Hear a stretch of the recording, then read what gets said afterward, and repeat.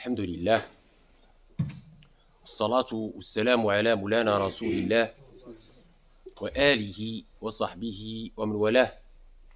أحبتنا في الله، نستمر وإياكم وهذا الشهر الفضيل مناسبة عظيمة في فقه الصيام وفي الأسئلة والأجوبة اللي طرحتها. الأسئلة اللي طرحتها وبعض الأجوبة بطبيعة الحال كنا قلناها في الأيام الماضية، وبقات بعض الأسئلة. Donc on continue à travers ces moments bénis de ce mois de provisionnement, de lumière, de pardon, de miséricorde. On continue à travers vos questions diverses et variées qui ont été posées, que ce soit sur le jeûne ou sur d'autres sujets importants. من الأسئلة اللي طرحت عليا مسألة احنا في شهر القرآن، شهر رمضان الذي أنزل فيه القرآن هدى للناس وبينات من الهدى والفرقان، على الإعجاز العلمي في القرآن. بعض الناس قال لك ما كاين إعجاز علمي في القرآن، كاين إعجاز البلاغي للناس اللي هما عارفوا القرآن، عارفين العربية فقط. درنا واحد المناظرة بالفرنسيه ومناظره بالعربيه على هذه القضيه الاعجاز العلمي في القران. واش كاين اعجاز علمي في القران او ما كاينش اعجاز علمي في القران؟ Donc une question importante, et nous sommes dans le mois du Coran par excellence, qui m'a été posée sur les miracles scientifiques dans le Coran. Il y a eu il y a quelques années un grand débat, un séminaire et débat qu'une journaliste avait organisé, et j'ai débattu avec d'autres personnes qui ne pensaient pas comme moi et qui prétendaient que dans le Coran, à part le miracle de l'éloquence qui concerne les arabophones, il n'y a pas de miracle scientifique, c'est ce qu'ils ont dit. Donc évidemment, je me suis employé à apporter quelques preuves qui sont évidemment irréfutables sur cette question des miracles scientifiques qui dépassent le cadre de l'éloquence linguistique. إعجاز بلاغي. ومن الأمور التي أردت أن أشاطرها معكم في الإجابة على هذا السؤال الآيات الكريمة من سورة المؤمنين. عاد قريناها في التراويح اللي كيعقلوا.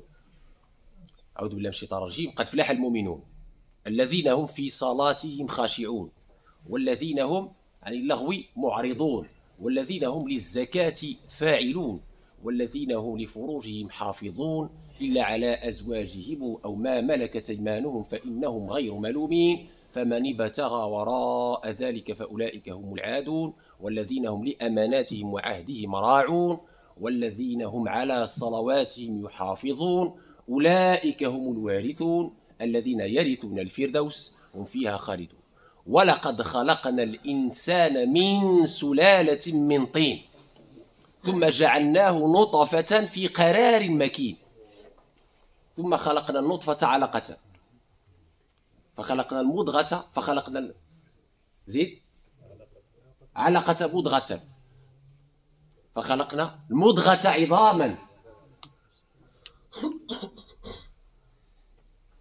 فكسونا العظام لحما ثم أنشأناه خلقا آخر فتبارك الله أحسن الخالقين ثم إنكم بعد ذلك لميتون ثم إنكم يوم القيامة تبعثون ولقد خلقنا فوقكم 7 طرائق وما كنا عن الخلق غافلين وأنزلنا من السماء ماء بقدر فأسكناه في الأرض وإنا على ذهاب به لقادرون. كلها إعجاز. بداية سورة المؤمنين تأمل في القرآن الكريم كلها إعجاز، فيها الإعجاز الروحي، فيها الإعجاز النفسي، فيها الإعجاز اللغوي، وفيها الإعجاز العلمي. بعض الإعجازات في هذه الآيات اللي ذكرت. نعاود فيها الإعجاز الروحي بدا بها الإيمان. قد فلح المؤمنون الذين هم في صلاتهم خاشعون والذين هم عن اللغو معرضون إلى آخره. فيها الإعجاز النفسي العلمي في أنفسكم أفلا تبصرون. وغادي شو هذا اللي غادي نركزوا عليه. فيها الإعجاز اللغوي البلاغي وفيها الإعجاز الكوني كون مقومات الحياة في الكون. أنزلنا من السماء ماء بقدر فأسكناه في الأرض وإنا على ذهاب به لقادرون. فأنشأنا لكم به جنات من نخيل وأعناب لكم فيها فواكه كثيرة منها تأكلون وشجرة تخرج من طور سيناء تنبت بالدهن والصبغ للاكلين. إعجاز ثاني. وإن لكم في الأنعام لعبرة.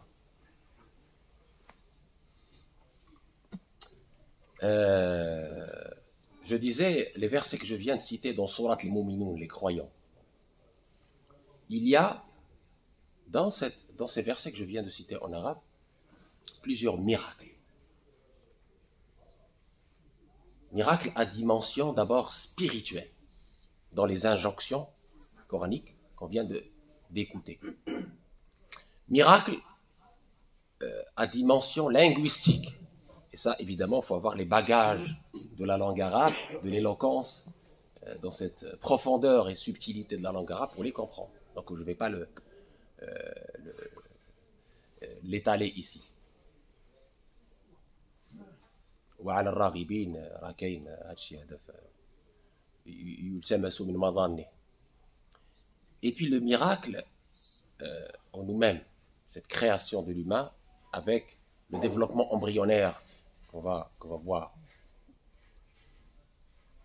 Le miracle en nous-mêmes, le miracle embryonnaire, ce développement embryonnaire, et puis le miracle cosmique. Comment le cosmos est actif. Comment la vie est possible sur Terre. Comment les choses sont millimétrées depuis toujours d'ailleurs. Jamais eu d'erreur. الشمس ينبغي لها أن تدرك القمر ولا الليل سابق النهار وكل في فلك يسبحون. عمركم توخر عمركم سمعتوا بشي الشمس شي مرات غلطات وما ناضتش؟ ما كايناش هذه. الشمس نسات ما دارتش شي الريفاي بقات ناعسه الشمس ما ناضتش. ما كايناش هذه كاع. كاين ربما غير برامج الاطفال هذه ولا كاينش هادشي. هذه في انفسكم سنريهم آياتنا في الآفاق وفي أنفسهم حتى يتبين لهم أنه الحق. Un élément très important, ici, vous avez dans ce verset, entre autres dimensions miraculeuses, incroyables, extraordinaires, comment il y a plus de 1400 ans, on n'avait pas accès au développement embryonnaire, on ne savait pas ce qui se passe dans le ventre d'une mère. Vous ne savez pas, c'est impossible. Impossible. Il y a déjà plus de 100 ans, c'était déjà impossible. Les unités de mesure, c'est très récent. Ces étapes de développement du fœtus, il était parfaitement impossible d'en savoir quoi que ce soit à l'époque où le Coran a été révélé. Mais cela a été détaillé avec précision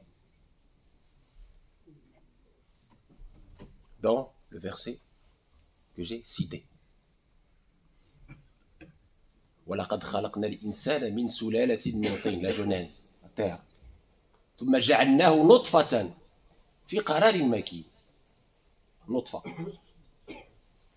C'est tout le processus extraordinaire. Comment d'un liquide spermatique, d'une goutte de sperme et d'une ovule, tout cela est possible. Regarde comment tu es. Comment on peut fabriquer tout ça avec le hasard? Pas possible. Goutte de sperme. Dans un dépôt protégé. Tu t'en pas, tu es là, tu es protégé. خلقا من بعد خلق في ظلمات ثلاث. Trois obscurités. خلقا من بعد خلق في ظلمات ثلاث. سبحان الله. Et ensuite, ثم خلقنا النطفة علقة. علقة. C'est une goutte qui s'accroche. علقة. فخلقنا العلقة مضغة. مضغة, c'est comme un truc prémâché. فخلقنا المضغة عظاما, les os. فكسونا العظام لحما, la chair. ثم أنشأناه خلقا آخر فتبارك الله أحسن الخالقين. Et donc là, il y a tout un récit qui a été écrit, détaillé par des savants qui, suite à la révélation de ce miracle scientifique du développement embryonnaire très détaillé, ils ont embrassé l'islam. Ça, c'est un exemple. Parmi d'autres, je vous ai cité Mouminoun, et le temps ne le permet pas, sinon on étalera chaque étape que le Coran mentionne avec le détail mentionné par les médecins spécialistes qui aujourd'hui ont accès à ce qui se passe dans la matrice de la maman. Les étapes. Très bien. L'étape de 40 jours, hein, l'étape cruciale de 120 jours où l'ange est envoyé, hein, pour insuffler. Vous vous rappelez de ça, le hadith. Très bien. وليس ذلك فقط. والسماء بنيناها بأيد وإنا لموسعون. السماء بنيناها بأيد وإنا لموسعون. L'extension de l'univers, elle est citée ici. L'extension de l'univers, c'est que récemment qu'on a prouvé, grâce aux outils scientifiques, oui, l'univers est en extension. Il y a 1400 ans, ça nous a été révélé par le Coran. On ne cesse d'étendre. Comment on aurait pu savoir ça il y a 1400 ans? Impossible. Impossible. Par des outils de il y a 1400 ans, impossible. Encore. أولم ير الذين كفروا سورة الأنبياء أولم ير الذين كفروا أن السماوات والأرض كانتا زين رتقا masse compacte رتقا ففتقناهما, on l'a fait exploser. السماوات والأرض, les cieux et les terres. السماوات, les cieux, الأرض, la terre. رتقا ففتقناهما وجعلنا من الماء كل شيء حي. Et on a fait de l'eau toute chose vivante. Subhanallah.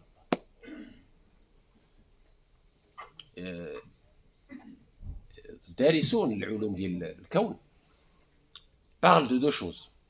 Ceux qui étudient la science de l'univers, le cosmos, parlent de deux choses, deux dimensions. Il y a la dimension théorique. C'est pour ça qu'on appelle une théorie. Darwin, c'est une théorie, c'est pas une certitude.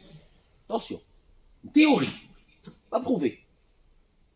Théorie, quelqu'un qui sait, voilà, il a fait des études, des analyses, des calculs, je sais pas, il est tombé sur quelque chose qu'il considère comme étant sa vérité. Mais ça reste une théorie. Il n'y a pas de certitude. Je parle de théorie. C'est la première dimension de la science. Parce que la science se base sur des hypothèses. Pas n'importe quelle hypothèse. Des hypothèses, suite à des études, tu choisis telle école ou telle méthode. L'école, c'est une méthode. Méthode scientifique d'analyse. Et tu arrives à une hypothèse, une théorie. Et puis après, tu essaies de vérifier cette théorie par des mesures sur le terrain, par des expériences sur le terrain. Et peut-être dans ces expériences, tu t'es trompé de chemin, tu as fait des expériences comme l'ont prouvé les créationnistes, ceux qui sont anti-théorie de Darwin, les évolutionnistes. Eh bien, ils ont découvert finalement que les traces de ce qu'ils pensent être l'origine humaine, c'est ni plus ni moins un chimpanzé qui n'a rien à voir avec la race humaine. Donc la théorie de Darwin tombe à l'eau. C'est pour ça que j'ai dit c'est une théorie. C'est pas gravé dans le marbre, c'est pas, voilà. Après, on a une autre dimension dans la science, qui est la certitude scientifique. La certitude scientifique. Je vous vois là. Vous êtes une certitude. Vous êtes là. Je veux pas. Quelqu'un d'autre ne peut pas me dire non, mais un tel, je ne le vois pas. C'est pas possible. Je vous vois. En 3D même. D'accord? Vous êtes là. Donc personne ne peut contredire cette vérité scientifique que vous êtes là. Une vérité scientifique. Quand j'observe des microbes avec le microscope, les microbes sont une vérité scientifique. Personne ne peut les nier. Sauf quelqu'un qui est fou, qui est malade, qui n'est pas... ne peut pas les nier parce que c'est une réalité scientifique. On la voit, on la voit. C'est vrai qu'on ne peut pas les voir à l'œil nu. لا ترى بعين مجردة ولكنها ترى بالمقاييس العلمية التي لا يشك أحد فيها. إذن هذه المسلمات. Ça fait unanimité que les microbes existent. تفهمين؟ حقيقة علمية كتسمى. C'est une vérité scientifique. C'est pas une théorie. Les microbes, c'est pas une théorie. Les petites particules, c'est pas une théorie. C'est une existence physique réelle. Certes, c'est l'infinitésimal, mais c'est réel. C'est une réalité. C'est une autre réalité, mais c'est une réalité quand même. Bien. Ce que je viens de décrire ici, le développement embryonnaire, c'est une réalité scientifique, ce n'est plus une théorie. Parce qu'avec les unités de mesure, on peut certifier avec ces instruments-là qu'on passe par ces étapes-là. Il n'y a pas de... c'est pas une théorie. فهمنا هيك والأرض بعد ذلك دحاها أخرج منها ماءها ومرعاها. الآية الأخرى كل في فلك يسبحون الشمس ينبغي لها أن تدرك القمر والليل سابق النهار وكل في فلك يسبحون. Cette évolution dans des orbites qui est mentionnée dans le Coran, c'est une réalité scientifique aussi. C'est pas une théorie. La Terre ronde, c'est pas une théorie. C'est une réalité scientifique. فهمنا؟ الأرض كروية. كيفاش تقول لي الأرض راه مسطحة؟ واش انت عندك العقل ولا ما عندكش؟ كتطلع الطيارة quand tu voles dans un avion, c'est une réalité. Tu peux prendre ton billet. Quand tu prends un satellite, c'est une réalité. Tu peux prendre un satellite. Aujourd'hui, il y a la possibilité pour des privés d'aller vers ces satellites et de voir de tes propres yeux que la Terre est... Et comment? Pas plate. Quand tu passes d'un point A vers un point B, tu fais comme ça. Ça a été découvert il y a plusieurs siècles par les savants musulmans, déjà. C'est eux qui ont passé cette information cruciale aux Européens. Vous savez, l'islam, alhamdoulilah, grâce aux injonctions coraniques, il a propulsé les musulmans. Au début, quand ils s'attachaient au Coran, il les a propulsés vers la science utile. Et c'est les grands savants musulmans qui ont été à l'initiative de ce qu'on appelle aujourd'hui la civilisation occidentale. Comment?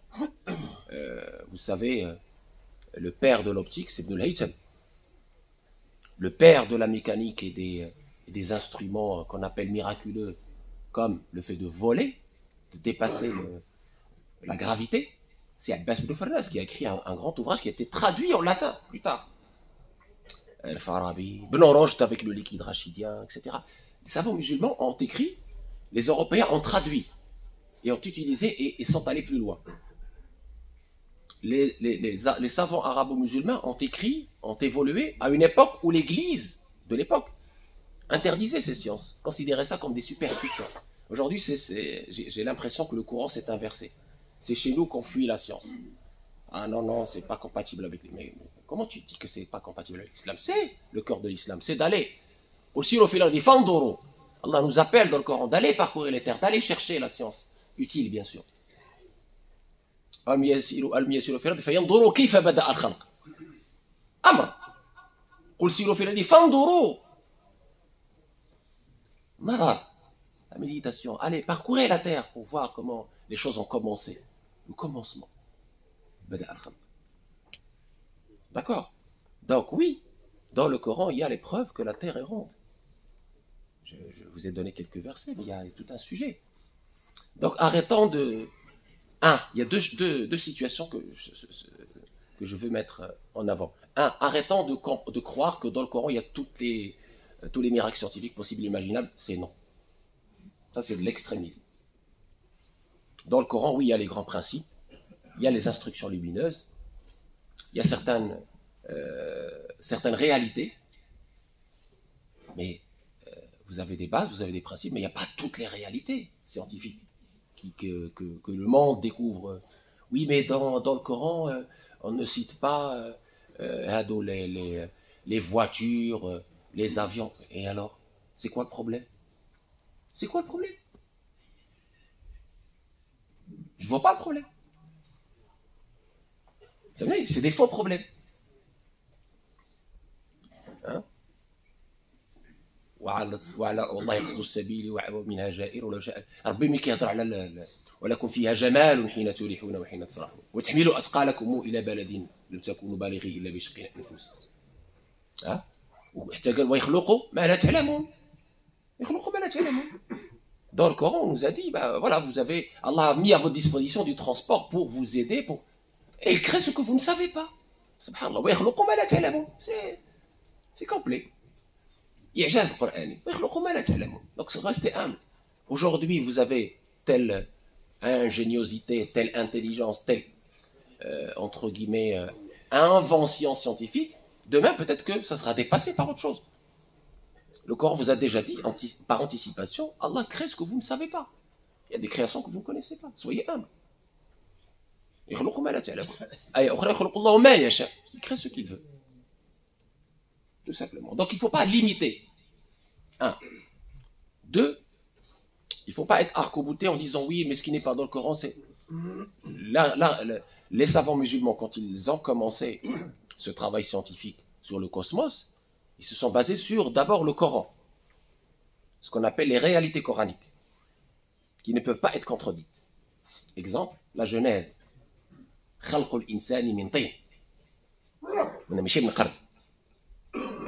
C'est des postulats comme le scientifique, il a des postulats musulmans. Puis après, pour ne pas perdre son temps dans des chemins glissants. Mais vous pouvez perdre votre temps et aller chercher, vous allez perdre 1 siècle, 2 siècles, et puis après vous allez... celui qui a la foi, il part de ce qu'on appelle déjà les réalités qui sont dans le Coran. D'abord, pour ne pas perdre le temps précieux, le temps est précieux. Et puis il avance. Donc c'est pour ça que les savants musulmans ont été très loin. Ils n'ont pas perdu leur temps. Soit, vous pouvez faire le raisonnement par l'absurde et vous positionner sur une autre théorie, mais c'est à vous de voir. Très bien. بغا يدير البرهان بالخلف ودير خالف ذا وتشوف واش ماشي مشكل سير وإنا أو إياكم لعلى هدى وفي ضلال مبين خلاص حجاج القرآن هذا ماشي مشكل. Et dernière chose, en même temps, donc il faut être dans cet équilibre wasat, et en même temps on ne peut pas nier que dans le Coran il y a aussi des miracles scientifiques. On ne peut pas le nier. Je viens de vous donner 3 ou 4 exemples. Je viens de vous donner 3 ou 4 exemples. Donc on ne peut pas les nier. Ces réalités existent. Mais on ne peut pas en faire l'alpha et le oméga de... Non. Il faut rester dans la mesure. Oui, les réalités scientifiques miraculeuses qui ont été révélées il y a 1400 ans, quelques-uns existent, quelques-uns nous ont été révélés, alhamdoulilah, par la grâce d'Allah, parce qu'il a voulu nous les révéler. Non, c'est pas tout.